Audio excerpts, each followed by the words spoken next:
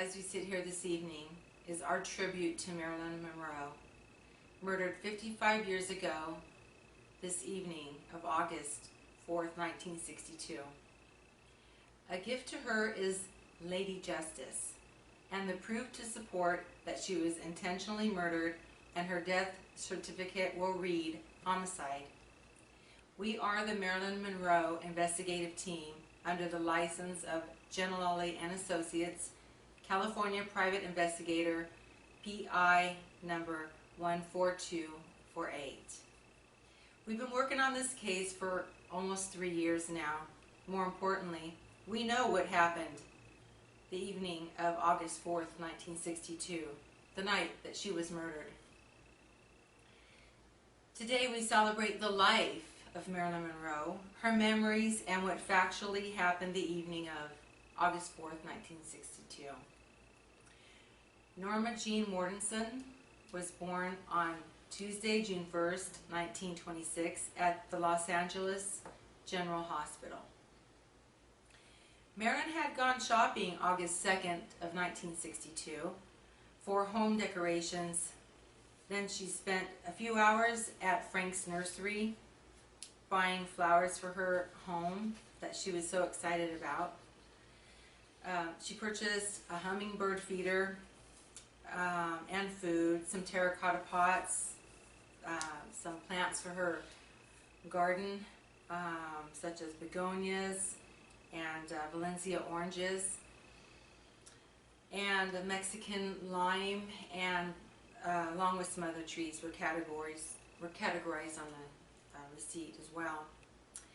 And they were delivered to her home August 4th, 1962. Unfortunately, she didn't get the privilege to plant her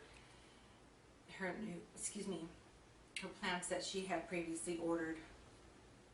She also, that evening of August 4th, 1962, she played with her dog Moth, and this was a gift from Frank. That evening she was invited to dinner at the Lawfords' home. However, she chose not to go. On this day of August 4th, 1962, this was one of Marilyn's better days, I should say, except for when she was killed this evening. Although she didn't sleep good the night of August 3rd, upon wakening August 4th, she was in good spirits. She was happily looking forward to returning back to work. She was resigned with 20th Century Fox just 3 days prior. Ironically, they approached her with a better salary and a better deal, so she took it. She had a lot to look forward to. She loved life. It's likely, since Marilyn gave 20th Century Fox lawyer a verbal agreement, and also may have entailed the original when she met with him, that gave Fox a reinstatement of the $10 million life policy on her. She was anxiously looking forward to returning back to work. During the late morning of August 4th, 1962, Marilyn received the night table that she had ordered at the Mart. This was one of the items that she had purchased when she was out shopping earlier a couple days before this. And then she began to place a few pieces of furniture which had arrived from Mexico with the help of Pat. Then they rested at poolside. She also spoke with her photographer, and they decided to continue on the following Monday to select her photos. We can also say that she loved the camera, and the camera loved her back. Peter Lawford called her again on the evening of August 4th, 1962, because he organized a dinner with friends and invited Marilyn to join them. The temperature that evening of August 4th, 1962, it was in the very low 60s and continued on until the next morning with a slight wind. Marilyn always said, I love the wind because it just felt like it caressed me. And I do feel that way sometimes, so I can relate to that quote there. A little tidbit about Marilyn's life. Boy, did she spread the cheer to young people and took heartfelt interest in the support of our troops. Marilyn was a woman who said, quote, "I used to think as I looked out on the Hollywood night, there must be thousands of girls sitting at home alone like me, dreaming of becoming a movie star. But I'm not going to worry about them. I'm dreaming the hardest." And that she did. Personally, I think she was born a natural actress. She was no dumb blonde whatsoever. She was a consistent reader who owned plenty of books. Marilyn was always striving to better herself and apply herself as an actress, wanting nothing else but simply the ability to act, which I personally think she was natural at that. A born natural, that is. As living in approximately 10 foster homes, if you can imagine that, Marilyn has been called an orphan. However, she wasn't one by definition whatsoever. Her mom Gladys was alive but had an illness, so therefore Marilyn lived in foster homes. Excuse me. Even with the stigma of and difficulties, Marilyn succeeded and lived the dream, becoming America's most iconic woman. Very powerful, I'd say. Why are so many still drawn to Marilyn Monroe, even more so today? Think about that for a minute. Personally, Marilyn Monroe was an example of a true humanitarian, known for her generous, loving spirit and kindness to children, along with consideration to most everyone who knew her. As Marilyn said, "The truth can only be recalled, never invented." Those are pretty good quotes, I'd say. And with that quote, there's very solid evidence that goes along with it. And again, this is on behalf of Marilyn Monroe. As was mentioned, we've been working on this case for about 3 years. And I can tell you, the public, we are the only agency, the only individuals who has ever interviewed one of the many intelligence agents who were involved with her murder. Yes, we interviewed an 88-year-old man who laid everything out. We have the names, we have the facts, and we know what happened. Marilyn Monroe was murdered. There's people out there, companies, authors, movie producers, series, that have a notion they want to change her death certificate to possible overdose. Well, it wasn't a probable overdose, it wasn't a possible overdose, it was a homicide. We are going to change her certificate. Was it an accidental overdose as well? No, this was a homicide. Exactly. And we're going to prove it. And we have the information to prove it right now.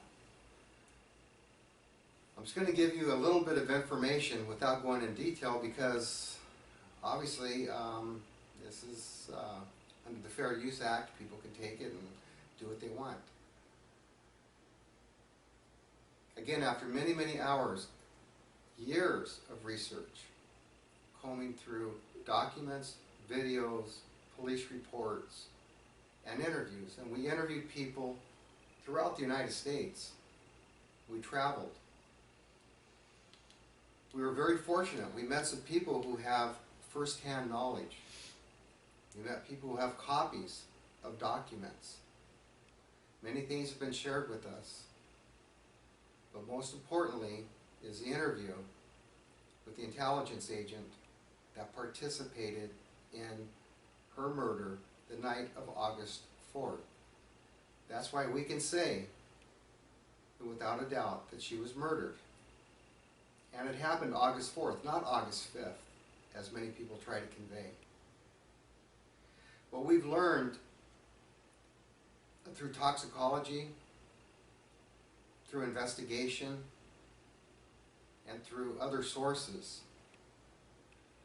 that the person who told us the information, the intelligence agent, was right on point. We corroborated everything this individual told us. We did it individually, right? Correct. We went around and interviewed other people, and believe it or not, there's several people still alive who knows what happened. There's a few people who actually have the real police reports, not the ones that are given out by LAPD through a Public Records Act that are basically false exculpatory information. And the coroner's office. Dr. Noguchi, I believe, was very ethical and honest, but he was told what to say. Dr. Curfey, the chief medical examiner, told him what to do, what to say, and how to say it. We have proof of everything. This is not just us sitting here telling you, the people who love Marilyn, who want justice for her. We have police reports. Everything is corroborated. We have information that no one has. No one. There's not one agency that has the information we have. We're not happy with the people out there trying to convince the public that she committed suicide or it was an accidental overdose. We want the truth. We found the truth. And that's simply what's going to be told, in all fairness to Marilyn. Justice for Marilyn. And that's the justice for Marilyn. It's going to clear her name and her death certificate. You know, people can ask and wonder, well, why are we going through all this? Well, we believe in justice. The monetary portion, we haven't received anything. Everything has been funded by our agency. We don't have support from anyone. We don't see anything at the golden rainbow at the end other than the truth and justice for Marilyn Monroe. And again, for those of you out there who are in the movie industry, who are starting series and other things with the intent to change the death certificate to possible overdose, accidental overdose, you're wrong. So you need to rethink what you're doing, because when the truth comes out, everyone who's saying this is going to be proved wrong. This is a very, very important thing in our society. All these years, the cover-up was phenomenal. The people involved is unbelievable. All the agencies, LAPD, the FBI, the CIA, the coroner's office, all involved in a conspiracy. Wiretapping. And the wiretapping.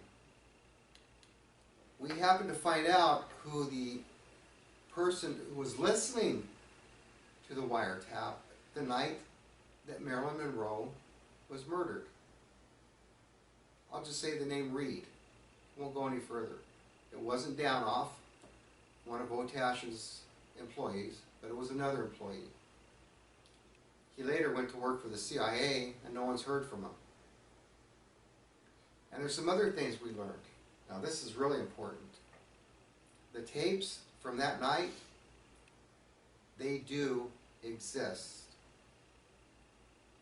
That's right, the tapes exist that will prove beyond a reasonable doubt, with listening to the tapes and the voices on the tape, that she was murdered, that Robert Kennedy was there, intelligence agents were there, a doctor was there, and it was straight out murder. Now there's some interesting facts. I'm going to lay this out, and I think it's important. John Kennedy, the President of the United States, about 3 months before Marilyn was murdered, he signed an executive order making his brother, Robert Kennedy, the Attorney General of the United States. He gave him the authority over internal security of national matters for the United States. Unprecedented. Unbelievable. They knew what they were doing way in advance, and they knew what they had to do. Because if Marilyn Monroe revealed what she had learned from John Kennedy and Robert Kennedy, it would have been a disastrous ending for them and their career. They knew it. It wasn't so much our national security, it was their livelihood. Their livelihood started off with their father, Joe. Joe Kennedy, a bootlegger. That's where he made his money. He became a millionaire. He financed his sons. Nobody wants to hear this, but these are facts, and we have proof. We have documents. We have documents from CIA. We have documents from the FBI. We have documents from LAPD. About 80% of the documents are false exculpatory information, and I believe they should be held accountable for what they've done. I'm hoping that there will be a federal investigation, and each and every one of them will be held accountable. But again, that's just my hope. But more importantly is our goal. And our goal is to help change the death certificate for Marilyn Monroe to read homicide. And again, I'm going to reiterate this. When you hear the truth and you hear the names, which we have the names of the people involved, we know how she was killed, we know around the time she was killed, and this information has been corroborated independently with police reports that we were able to obtain. No one else has these. There were names in a few books of the agents who allegedly helped these two individuals, Case and Ahern. They were not part of it. There were two other individuals that were part of it. We have information, we have interviews, we have tape recordings legally of the interviews, and when you hear, the public, when you hear what we've learned, you will be astonished. It's going to upset many agencies, which it already has, and we have been attacked, we've been threatened, our life has been threatened, our livelihood has been threatened. We're making this video with hope that people will recognize what we're saying, and people in authoritative positions can help protect what we're saying. This is for the good of the United States of America. Things are happening right now that correlate to what we learned. It's ironic, isn't it? 55 years later, the same thing's happening. This has to stop. If we have our way and our will, we're going to stop a portion of it. Or they're going to have to stop us. And with that said, we just want to let you know that our wishes, our prayer, and our hope is to bring justice to Marilyn Monroe And in the future, you will hear more information. It will totally enlighten you with what really happened and how deep this conspiracy goes. Until then, we can continue to celebrate her life, because this is exactly what she would want us to do. No tears. No tears. Just a smile and to be happy and remember and cherish the good that she shared with the world, what she gave to the world, the example that she led in many different aspects of her life. She always said, hold a good thought for me. So, sorry I'm getting choked up, but And there's a reason. this is a very emotional moment because it wasn't fair what happened to her. It's wrong, and we need to right the wrong. And we will hold that good thought for her like she wants us to. If indeed we do additional videos, obviously we have to be careful with the information we disclose, because bottom line is people will take it, categorize it, and go other places and benefit from it. So obviously I can't give you the name of one of the intelligence operatives that we spoke to who was alive that participated, or the other intelligence officers who were alive and told us what happened. But we're going to tell you additional information. We'll talk about substance abuse, mental health, all areas that we have expertise in. Veterans, everything. She was a big supporter of the troops. Going back to all that, mostly every aspect of her life are what people are facing today. The veterans need our support. She supported them back then in the day. There's many people who have substance abuse problems. I'm going to leave you with just kind of one thing to think of. I know I've said a lot, yet didn't say much at all. But when you look back, and you look back at the treating physicians, Dr. Engelbert and Dr. Greenson, they both participated in their murder in one way or another. And actually one of the doctors was there when the murder occurred. Now, one of the drugs, Nebutol, that everyone knows was in her system, along with chlorohydrate, but Nebutol was a barbiturate. Any medical doctor with any knowledge knows that Nebutol is a short-acting barbiturate. Doctors don't prescribe short-acting barbiturates to a habitual user of barbiturates. And what I'm getting at is you have Seconal, you have Tuinal, you have Amitol. These are medium-acting, long-acting barbiturates which are less addictive. What was their motive? Well, we have a good idea, and we'll share it with you. And also, that's where toxicology comes in. Yes. And we've actually, we are in the process of completing the toxicology report, which is going to help prove that Marilyn Monroe could not have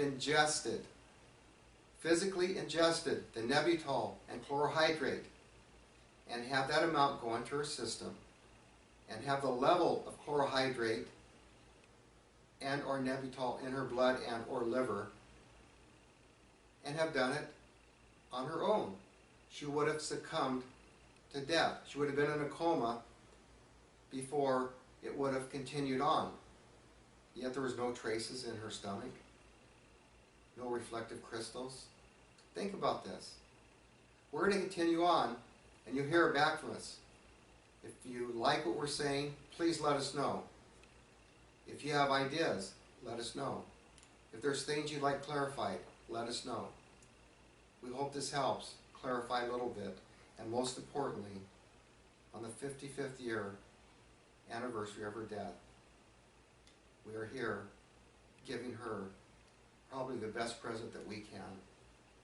And that is to help you know that she did not commit suicide. It was a homicide. Thank you. Contact information. Our contact information is www.ciiagency.com. That's one of our websites. We work out of the city of Murrieta, California, which is in Riverside County, neighboring San Diego County. Telephone number is 951-553-3195. Again, my name is Rick Gentilali, and this is Tammy Atencio. So you have our names, you have our telephone number, you have a website, and now you're going to have a YouTube video. So feel free to ask us questions. I hope we didn't bore you at certain points, but it's hard to convey everything that we know without disclosing things that people will take and use for their own benefit. Again, thank you. And go out and celebrate Marilyn's life. Thank you. Thank you. Till next time.